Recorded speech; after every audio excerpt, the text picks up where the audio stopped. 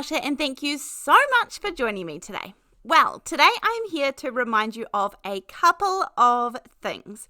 One, if you are not confident in colouring in, your colouring in skills or ability, there are ways that we can go about this to make it look amazing.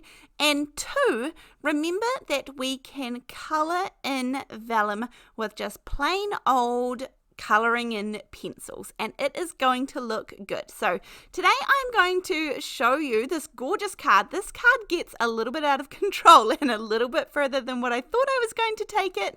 But I have this stamp here called Celebration Cupcake, and in my head I cannot wait to actually pipe this top of this cupcake with some embossing paste and things. But anyhow, for this video, I'm going to show you around hiding my colouring. This is one of the tricks that I usually do. I have some of my Lawn Fawn vellum, which can be heat embossed upon. Not all vellums can be. Some of them you can't, and it will just shrivel up because it's plastic when you add that much heat. But this is one of the reasons why I love the Lawn Fawn one. I'm stamping it in some VersaMark sticky embossing ink, adding some superfine white embossing powder. I'm doing two because my daughter is right beside me and she's going to want to colour one at the same time. I only need one for this project. You only need one for this project, but that's okay unless you have someone beside you like I do. Now, I am using my daughter's colouring in pencils. These are some that she got from Christmas from an auntie of mine, and so she loves them, but she has given me permission to use them. I picked out some of the colours I thought I might use for my cupcake. Now, here's the trick. We colour on the back. So we have the gorgeous white lines from the embossing on the front. That is going to be our guide. And you can colour pretty roughly on the back. Your blending does not have to be fabulous. These are just, you know, everyday colouring pencils. I showed you the pack there. I don't have a link to them at all, but just any colouring pencils are going to work on the back of this vellum. I'm choosing a darker blue and a lighter blue. That's it, just two colours. And this is pretty messy from the back. You can see it's not great, but it's okay. But then when we turn it around to the front, it looks like we've got all our shading in the right places. Everything is perfectly within the lines because those white lines are not, you know, they're going to show perfectly rather than the back where you can see that we've actually gone over all the white lines. Then I just add in one colour of sort of chocolatey brown colour, and that is going to be the cupcake. And then this is where the icing kind of comes in for me. I guess you could interpret this cupcake in lots of different ways, but I'm just doing a darker pink for some of the shading and then a sort of lighter pink to fill it in. Now this one was a little bit light, so I ended up getting a different one out of the packet and going just a little bit darker so that it showed through. You absolutely can use lots of different mediums to do this. You can use alcohol markers, work really, really well as well. If you want to hide some of your colouring and your blending, then all you do is colour on the back. And you can see it's a bit messier from that side, but turn it over and it is pristine from this side. Now, to turn this into a card, I went a lot further than I was originally planning, as I said. I have a number 8 here because this is for an 8th birthday party. So I have the number 8. I've cut it out 4 times in just plain white cardstock. And all I'm going to do is colour it with some colouring in pencil.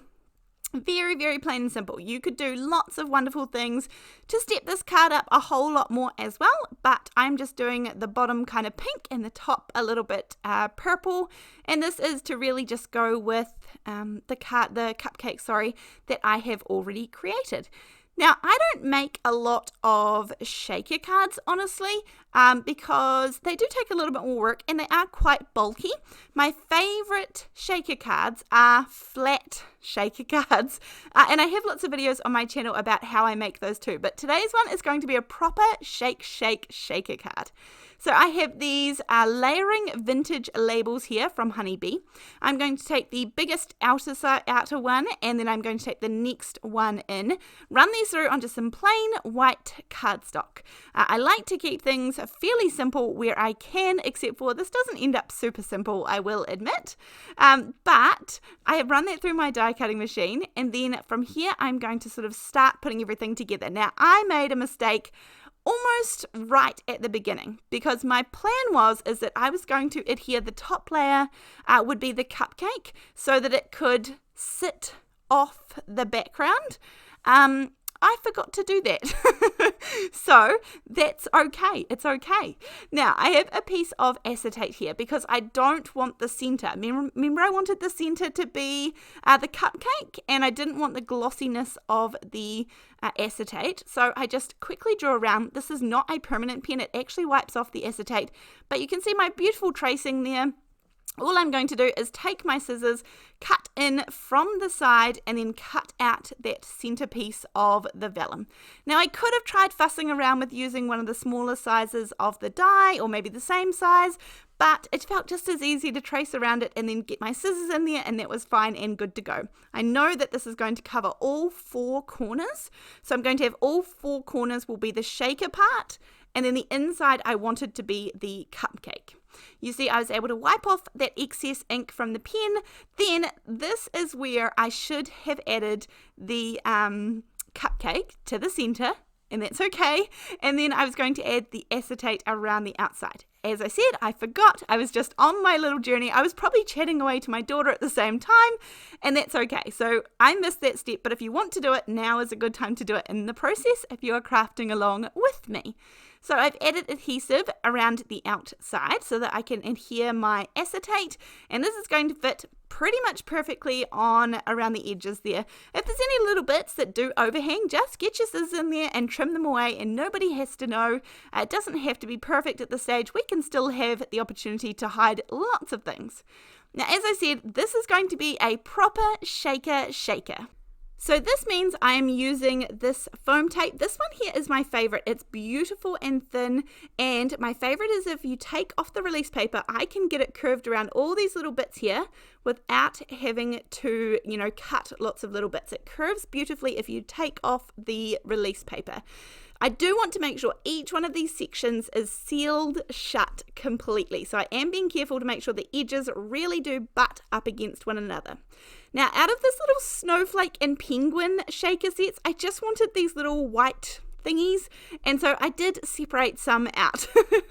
I don't have too many shaker bits anymore, honestly, too many bulky ones. I really love the little ones I'm going to show you next, which are more like little flakes, sort of iridescent flakes, I would say, rather than sequins as such. These are just tiny little glass balls, and then these ones here are the flakes that I absolutely love, and these work really well in my flat shakers. Now, I'm just using the opposite end of my little Kaisercraft tool here. It's not actually a scoop, but it's working really well as a scoop. And then I put in some of the purple flakes just to give it a little more colour. I didn't want the shaker element to sort of outdo the cupcake because the cupcake is the main feature, but everybody loves a good shaker element, especially an 8-year-old girl. So once I've sort of got them, they're not really full. I could have put a little bit more in, but I was pretty happy with how it was going. And at this point, as I said, I had forgotten to put in my cupcake at this point, so we're just moving forward. Then there are these little very rough cut pieces from the outside of the die, and these are just going to cover up and become the backing. These are just plain white, nothing crazy. You absolutely could add coloured paper in here if you wanted, some patterned paper, but I just did not want it busy. I did not want it taking over the cupcake, so I want the shaker portion to be relatively plain. Even the fact that it's a shaker is sort of busy enough for me. So I cut any little bits of edges, and then we have a gorgeous shaker from the front. These little elements, it's a little bit hard to show you because when I turn it, when I move it, then it catches the glare from the lights, so on the acetate. So it's a little bit hard to show you properly, but I add a little bit more double-sided tape on the back, and then I want the cupcake to go just to the bottom a bit because we still have to add on the number. You could definitely add candles on here if you wanted to as well, but I just line it up, pop it down where I want to, and then trim any overhanging excess. It's just easier to do it this way around than kind of guess at the beginning, and cutting the vellum is really easy. Then I'm going to add all 4 layers of the number 8 together. When I am stacking layers up like this, I just sort of put them together really roughly in my hand. Put glue, add the next layer, put glue, add the next layer. Then, because we're using liquid glue, I can sort of use my fingers to line them all up and get them all in nice and tight and perfect, squeeze them together, and then that's when the sealing in bit, the kind of finished bit happens, and that's just the beauty of using some liquid glue. I use in that glue bottle is the Ranger Multi-Medium in the matte finish, and I buy it in the bottles, and then I pop it into the glue bottles using a syringe. If you have been around here for a little bit, you'll know that there is a video on my channel. If you just search how to fill a glue bottle, even just on YouTube, it will come up and show you a really easy way to get it into your bottles. Doesn't necessarily matter, it doesn't have to be the matte medium at all. It can be any glue if you want to transfer it into some little bottles. But anyhow, here is the card. We are going to pop the 8 up the top, and this is when I sort of don't know when to stop a little bit, but I do really like this. I love that even though it's a shaker card, the cupcake is still the center of attention. I've put this onto a 4 1/4 by 5.5 inch card base, and then the shaker bits shake really well. They do move around beautifully. I couldn't help but add a little bit of glossy accents onto the number 8, and that is going to dry, dimensional and shiny. But that is today's card. I hope you have enjoyed this card. I hope that you give colouring in on the back of Vellum a go with even some colouring pencils. Nothing fancy, just regular ones. But anyhow, thank you so much for joining me today. Of course, I will try and link all of the items down below, as well as a link to the Buy Me a Coffee if you'd like to support my channel. And I'll see you in the next video. Thanks, bye.